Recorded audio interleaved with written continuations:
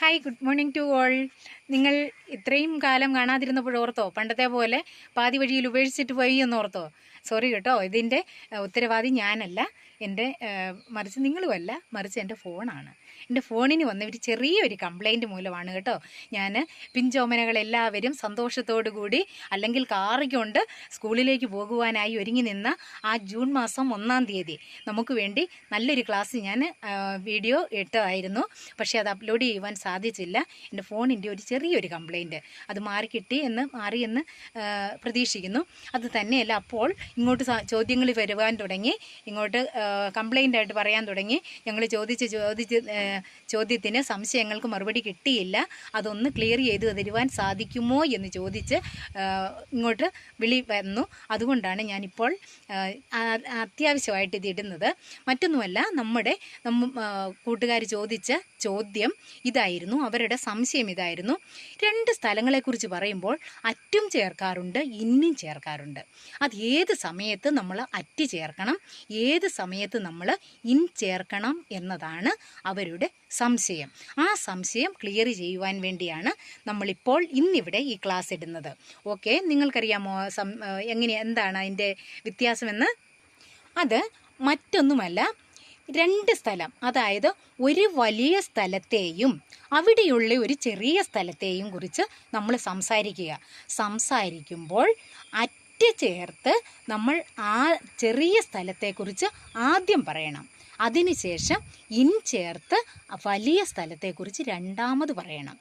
At ചേർത്ത് ചെറിയ സ്ഥലത്തെക്കുറിച്ച് ആദ്യം പറയുക, ഇൻ ചേർത്ത് അവിടെയുള്ള ആ വലിയ സ്ഥലത്തെക്കുറിച്ച് പിന്നീട് രണ്ടാമത് പറയുക. അതാണ് ഇതിനകത്ത് ഈ 2 സ്ഥലങ്ങളെക്കുറിച്ച് പറയുമ്പോൾ അറ്റും ഇന്നും ചേർക്കാം. 2 ശരിയാണ്, പക്ഷേ എങ്ങനെ എന്ന ചോദ്യത്തിൻ്റെ മറുപടി. അതായത് ഞാനിപ്പോൾ പറയുകയാണെങ്കിൽ ഞാൻ പറയും, I leave at Kattappana in Idukki. അതായത് കട്ടപ്പന എന്ന് പറയുന്നത് ഒരു ടൗണാണ്, എങ്കിലും അതിനേക്കാൾ വലിയ സ്ഥലമാണ് ഇടുക്കി എന്ന് പറയുന്നത്. അതുകൊണ്ട് ആ ചെറിയ സ്ഥലത്തെക്കുറിച്ച് ആദ്യമേ ഞാൻ അറ്റ് ചേർത്ത് പറഞ്ഞതിന് ശേഷം വലിയ സ്ഥലത്തെക്കുറിച്ച് ഞാൻ രണ്ടാമത് പറഞ്ഞു.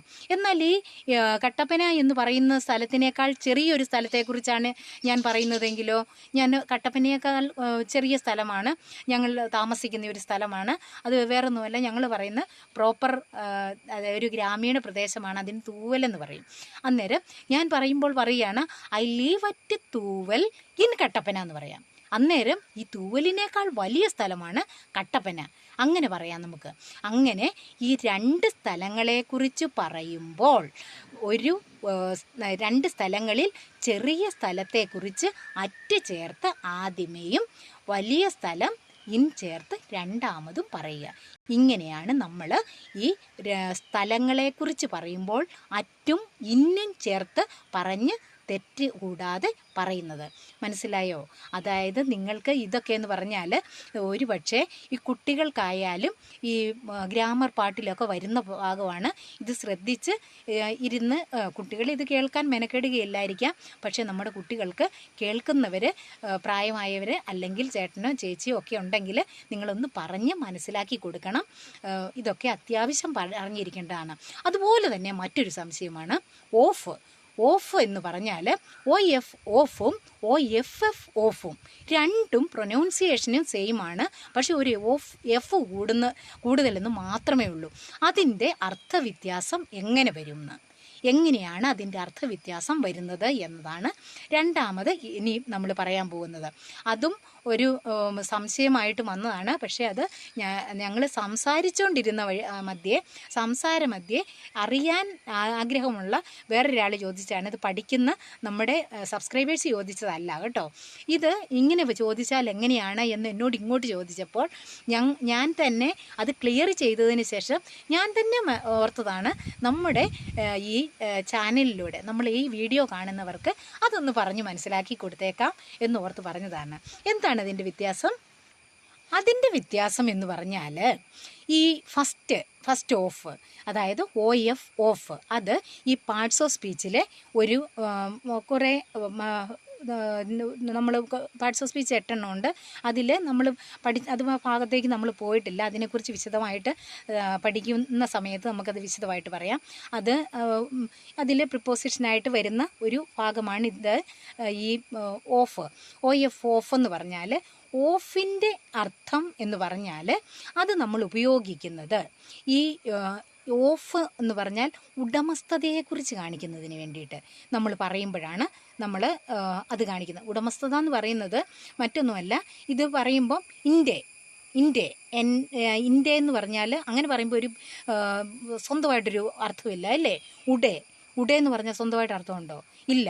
എന്നാൽ ഇത് ഞാൻ പറയട്ടെ, എൻ്റെ ബൈസിക്കിളിൻ്റെ, എൻ്റെ ബാഗിൻ്റെ, എൻ്റെ ബാഗിൻ്റെ അല്ല എൻ്റെ ബൈസിക്കിളിൻ്റെ എന്നൊക്കെ പറയുമ്പം ഇതിൻ്റെ കൂട്ടത്തിൽ ഇൻ്റെ ചേർക്കുമ്പം ആ ബാഗിൻ്റെ അതിൻ്റെ ഓണർഷിപ്പ്, അത് പൊസഷൻ കാണിക്കുകയാണ്. അതിനെക്കുറിച്ച് പറയുമ്പോഴാണ് നമ്മൾ ഈ ഓഫ് ചേർക്കുന്നത്. അതായത് the colour of my bag, ബാഗിൻ്റെ colour, the colour of my bicycle, എൻ്റെ ബൈസിക്കിളിൻ്റെ കളർ എന്നൊക്കെ പറഞ്ഞുകൊണ്ട് പറയുമ്പോഴാണ് ഈ ഓഫ്, ആദ്യത്തെ ഓഫ് നമ്മൾ ഉപയോഗിക്കുന്നത്. എന്നാൽ ഈ രണ്ടാമത്തെ ഓഫിനുള്ള വ്യത്യാസം ആണെന്നറിയാമോ? ഈ രണ്ടാമത്തെ ഓഫിന് വേറെ ഒരു എഫ് കൂടുതൽ, പ്രൊനൗൺസിയേഷൻ എല്ലാം സെയിം അല്ലേ. അത് ആ ഓഫ് എന്ന് പറഞ്ഞാൽ ഇത് ഒന്നിൽ നിന്നും എന്നുള്ള അർത്ഥം വരും. ഒന്നിൽ നിന്ന് പറയുമ്പോൾ എങ്ങനെയാണ് അത് ഒന്ന് ചിന്തിച്ച് നോക്കി. ഒന്നിൽ നിന്ന് എന്ന് പറഞ്ഞാൽ എന്താണ്? He fell off the bicycle, ബൈസിക്കിളിൽ നിന്നും.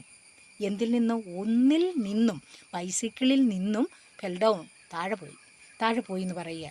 Fell down, it fell down from the ട്രീയിൽ നിന്ന് താഴെ പോയി. അങ്ങനെയുള്ള ഒന്നിൽ നിന്നും എന്ന് പറയുന്നതിന് ഓഫും ഒന്നിൻ്റെ അല്ലെ ഒരു ഉടേ അല്ലെ ഇൻ്റെ പൊസഷൻ, അതിനെക്കുറിച്ച് പൊസഷൻ മീൻസ് സ്ഥാനം, അങ്ങനെ ഇതല്ല പറയുന്നത്. ഓണർഷിപ്പ്, ഒന്നിൻ്റെ, അതിൻ്റെ അല്ലെങ്കിൽ ബാഗിൻ്റെ, ഇല്ലെങ്കിൽ അങ്ങനെ ഓരോ ഇത് പറയുന്നതിന്, അതിനെക്കുറിച്ച് പറയുന്നതിനാണ് നമ്മൾ ഇത് ഈ ഇൻ്റെ അല്ലെ ഉടേ എന്നർത്ഥം വരുന്ന ഈ ഓഫ് നമ്മൾ ഉപയോഗിക്കുന്നത്. ഇതാണ് ഈ ഓഫ്, ഓഫും തമ്മിലുള്ള വ്യത്യാസം. മനസ്സിലായല്ലോ അല്ലേ? ഗ്രാമർ ഓഫ് ഇംഗ്ലീഷിൻ്റെ ഗ്രാമർ. അതുപോലെ കളർ ഓഫ് ദ ബോട്ടിലിൻ്റെ കളർ. അതുപോലെ കളർ ഓഫ് മൈ ബൈസിക്കിൾ. അങ്ങനെ ഓരോന്നും പറയുമ്പം the colour of the bag, colour തന്നെ വേണമെന്നില്ല. ദ ലെങ്ത് ഓഫ് ദീസ് ബാഗിൻ്റെ നീളം, ബാഗിൻ്റെ വള്ളിയുടെ നീളം ഉണ്ടല്ലേ. ഇൻ്റെ ഉടെ കളർ ഓഫ് ദ ബൈസിക്കിൾ ഇൻ്റെ. ഉടെ പറയുന്നതിനാണെങ്കിലോ ഇത് ഓരോന്നും ഇതാണ് ഞാൻ പറഞ്ഞത്. മനസ്സിലായെന്ന് വിശ്വസിക്കുന്നു. ഓഫും തമ്മിലുള്ള വ്യത്യാസവും ഏത് സ്ഥലത്താണ് നമ്മൾ ഈ രണ്ട് സ്ഥലങ്ങളെക്കുറിച്ച് പറയുമ്പോൾ എങ്ങനെയാണ് നമ്മൾ അറ്റും ഇന്നും ഉപയോഗിക്കുന്നത്. അത് അറ്റും ഇന്നും ഉപയോഗിച്ച തെറ്റല്ലെന്ന് പറയുന്നുണ്ട്. പക്ഷേ എങ്ങനെ ഉപയോഗിക്കണം എന്നതിനുള്ള ഇതും കൂടെ കിട്ടിയല്ലോ. ഓക്കെ, ദെൻ ഇതായിരുന്നു മനസ്സിലായി എങ്കിൽ നമുക്ക് അടുത്ത ക്ലാസ്സിൽ കാണാം. ഇത് നിങ്ങൾക്ക് ഈ ഒരു ക്ലാസ്സിന് വന്ന ഈ കാലതാമസം നേരിട്ടതിനെക്കുറിച്ച്, അതിൻ്റെ ആ കാരണം ഒന്ന് പറയുന്നതിനും, പിന്നെ അന്ന് പറയാൻ തീരുമാനിച്ചിരുന്ന കുറച്ച് കാര്യങ്ങൾ പറയുവാനും വേണ്ടിയാണ് ഈ ക്ലാസ് എടുത്തത്. Okay, let us see together in the next class. Till then, bye. നമുക്ക് പ്രതീക്ഷിക്കാം മറ്റ് തടസ്സങ്ങളൊന്നും ഉണ്ടാവാതെ ഏറ്റവും അടുത്ത ദിവസം തന്നെ നമുക്ക് അടുത്ത ക്ലാസ് ഇടാമെന്ന് പ്രതീക്ഷിച്ചുകൊണ്ട് നിർത്തട്ടെ. ബൈ.